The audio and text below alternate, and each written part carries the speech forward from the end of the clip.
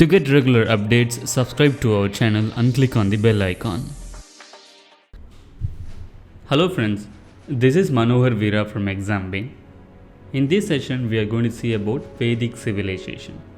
The Vedic period or the Vedic Age refers to the time period when the Vedic Sanskrit texts were composed in India. The society that emerged during that time is known as the Vedic Period or the Vedic Age or else Vedic Civilization. The Vedic Civilization flourished between the 1500 BC and 500 BC on the Indo-Gangetic Plains of the Indian subcontinent. This civilization laid down the foundation of Hinduism as well as the associated Indian culture. The Vedic Age was followed by the Golden Age of Hinduism and classical Sanskrit literature, the Maurya Empire and the Middle Kingdoms of India. Vedic Texts. Linguistically, the texts belonging to the Hindu Vedic Civilization can be classified into the following 5 chronological branches. Rigvedic. The oldest text of the Vedic period, Rig Veda, has many elements that are common with the Indo-Iranian texts, both in language and in content. One cannot find such similarity in any other Vedic text. It is believed that the compilation of the Rig Veda had stretched over a number of centuries. However, there is a conflict as to the completion date of the Rig Veda. Some historians believe it to be 1500 BC, while the others believe it to be 3000 BC.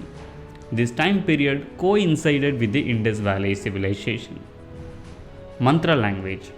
The period of the mantra language includes the time of the compilation of the mantra and prose language of the other Veda, the Rig Veda Kilani, the Samaveda Samhita, and the mantras of the Yajurveda. Derived from the Rig Veda, all these texts experienced wide-scale changes in terms of language as well as at the time of reinterpretation. This time period coincided with the early Iron Age in northwestern India and the black and red ware culture. Samhita prose. The period of Samhita prose represents the compilation and codification of a Vedic canon. The linguistic changes of this time include the complete loss of injunctive and subjunctive. The commentary part of the Yajurveda belongs to the Samhita prose period. During this time, the painted grave ware culture was evident. Brahmana prose. The period signifies Brahmanas proper of the 4 Vedas along with the oldest Upanishads. Sutra language. The last division of the Vedic Sanskrit can be traced up to 500 BC. During this time, a major portion of the Shrauta Sutras or Grihat Sutras and some Upanishads were composed. Epic and Paninian Sanskrit. In the post-Vedic period, the compilation of Mahabharata and Ramayana epics took place. The classical Sanskrit described by Panini also emerged after the Vedic Age. The Vedanta and the Pali-Prakrit dialect of Buddhist scripture belongs to this period. During this time, the northern black polished ware culture started spreading over the northern parts of India. The end of the Vedic period civilization in India was marked by the significant changes in the field of linguistics, culture and politics. With the invasion of the Indus Valley Civilization by Darius I in the 6th century, outside influences started creeping in. Early Vedic period or Rigvedic period. The Rigvedic period represents the time period when the Rig Veda was composed. The Rig Veda comprises of religious hymns and allusions to various myths and stories. Some of the books even contain elements from the pre-Vedic common Indo-Iranian society. Some similarities are also found with the Andronova culture and Mitanni kingdoms. Thus, it is difficult to define the exact beginning of the Rigvedic period. The prominent features of the Rigvedic period is follows. Political organization. The political units during the Rigvedic or the early Vedic period comprised of Grama, that is village, Vish and Jana. The biggest political unit was that of Jana, after which came Vish and then Grama. The leader of a Grama was called Gramani, of a Vish called Vishpati, and that of Jana known as Jyeshta. The Rashtra, that is state, was governed by a Rajan, who is a king, and he was known as Gopa, the protector, and Samrat, the supreme ruler. The king ruled with the consent and approval of the people. There were 4 councils, namely Sabha, Samiti, Vidata and Gana, of which women were allowed to attend only 2, Sabha and Vidata. The duty of the king was to protect the tribe, in which he was assisted by the Prohita and Senani, who were chaplain and army chiefs. Society and economy. Numerous social changes took place during the early Vedic period. The concept of Varna, along with the rules of marriage, was made quite stiff.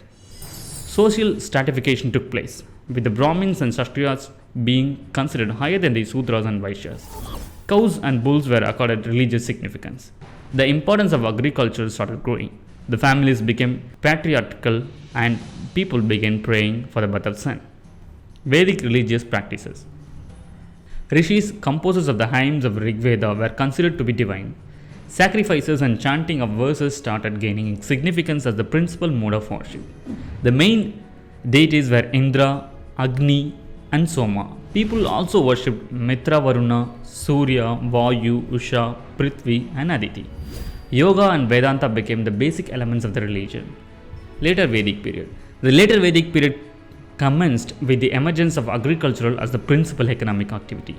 Along with that, a declining trend was experienced as far as the importance of cattle rearing was concerned.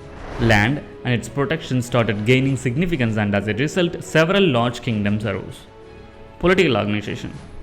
The rise of 16 Mahajanapadas, along with the increasing powers of the king, comprise of the other characteristics of this period. Rituals like Rajasuya, Vajapeya, and Ashwamedha became widespread. Society.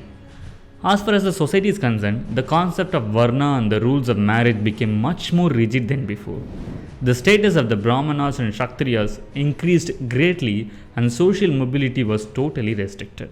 The proper pronunciation of verses became to be considered as essential for prosperity and success in war. Kshatriyas started amassing wealth and started utilizing the services of the Brahmins. The other castes were slowly degraded.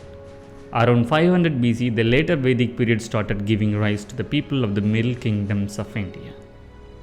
With this, we have come to the end of this session on Vedic Civilization. We will see in yet another session on Indian history. Thank you for joining us. Bye.